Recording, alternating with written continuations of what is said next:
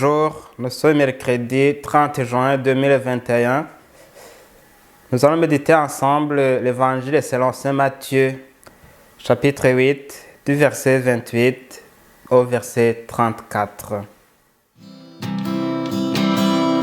C'est Jésus, le roi des rois, c'est Jésus, le bon pasteur. Alléluia, Alléluia, Alléluia, Alléluia, Amen. Le Seigneur soit avec vous. Évangile de Jésus-Christ selon saint Matthieu.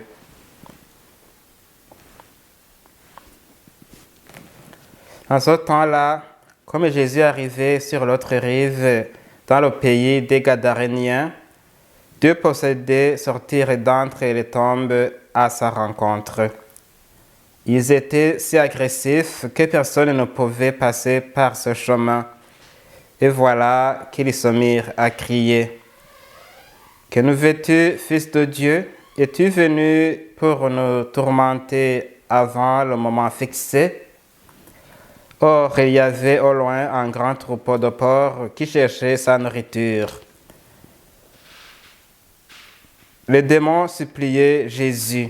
« Si tu nous expulses, envoie-nous dans le troupeau de porcs. » Il leur répondit, « Allez. » Ils sortirent, ils s'en allèrent dans les porcs, et voilà que, du haut de la falaise, tout le troupeau se précipita dans la mer, et les porcs moururent dans les flots. Les gardiens prirent la fuite et s'en allèrent dans la ville annoncer cela, et en particulier ce qui était arrivé aux possédés. Et voilà que toute la ville est sortie à la rencontre de Jésus, et lorsqu'ils le virent, les gens le supplièrent de partir de leur territoire. Acclamons la parole de Dieu. Alléluia, Alléluia, Alléluia, Alléluia, Amen. Contrairement aux gens de son peuple, Jésus fait une tournée à l'autre rive, dans le pays des Gadaréniens. Il déborde les frontières, pénètre sur un territoire païen qui était en soi interdit aux ressortissants de la nation juive. Cette visite un peu inattendue fut salutaire pour deux personnes qui étaient possédées par des esprits impurs. En voyant Jésus, les esprits impurs se sentent menacés. La présence de Jésus les dérange. Ces esprits impurs, redoutant la puissance divine et la sainteté de Jésus, Fils de Dieu, qu'ils reconnaissent bien, le supplient de ne pas leur faire du mal et surtout de ne pas les laisser errer dans le désert. Ils préfèrent être envoyés dans les ports, des animaux considérés comme impurs selon la tradition juive, ce qui est normal.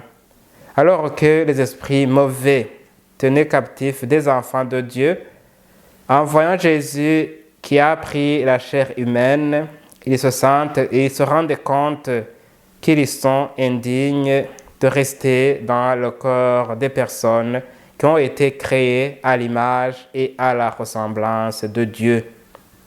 Jésus leur permet alors de rentrer dans les ports et libère ainsi les deux personnes que les démons tenaient captifs pendant plusieurs années. Les démons sortirent alors de Jésus. Les témoins de ce miracle ont vu la puissance de Jésus-Christ, une puissance qui peut sauver même ceux que les voisins fuyaient et considéraient comme perdus une fois pour toutes. Rappelons-nous que tout au début de sa mission, Jésus annonce qu'il est venu proclamer la bonne nouvelle de son royaume, un royaume totalement différent de tous les royaumes de ce monde. Alors que les autres royaumes ont des limites et des frontières rigoureusement tracées et protégées, le royaume de Dieu et son salut sont sans limite. Ils sont offerts à tous les humains de la terre. C'est pourquoi Jésus-Christ a pris le risque de braver les interdits pour aller sauver même les gens étrangers au monde juif, car toute personne qui l'accueille et lui ouvre la porte de son cœur bénéficie du salut qui vient de Dieu. Il est dit ici dans cet évangile que les deux possédés qui sont allés à la rencontre de Jésus ont été libérés et sauvés, alors que ceux qui ont refusé de s'approcher de lui, ceux qui supplient de s'éloigner de leur village, sont restés dans leur état. L'amour de Jésus-Christ va jusque-là. Il va toujours à la recherche des brebis perdues. Il vient nous rejoindre dans nos égarements pour nous purifier de tout ce qui nous prive de la dignité des enfants de Dieu. Mais il respecte notre responsabilité. Il nous laisse la liberté de le choisir, de l'accueillir ou de le rejeter. L'évangéliste Saint Jean nous dit que Jésus, le Fils de Dieu, est venu chez les gens de son peuple, mais ceux-ci ne l'ont pas accueilli. Mais à ceux qui l'ont reçu, il a donné le pouvoir de devenir des enfants de Dieu. Il les a sauvés de tout péché. Encore aujourd'hui, Jésus vient chez nous. Il frappe à la porte de nos villages, de nos maisons et celle de nos cœurs.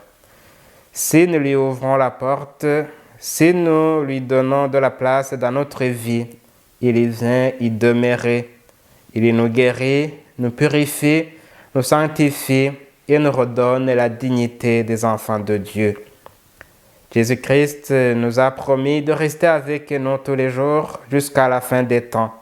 Mais des fois, nous ne le voyons pas près de nous et nous ne le désirons pas assez, parce que les richesses imparfaites et passagères de ce monde nous aveuglent et nous repoussent loin de sa présence.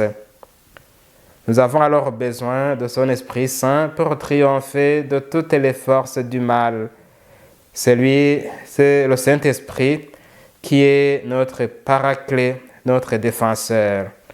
Puisse-t-il nous éclairer et nous rendre sensibles à la présence et à l'action de Jésus-Christ dans notre vie et dans notre monde.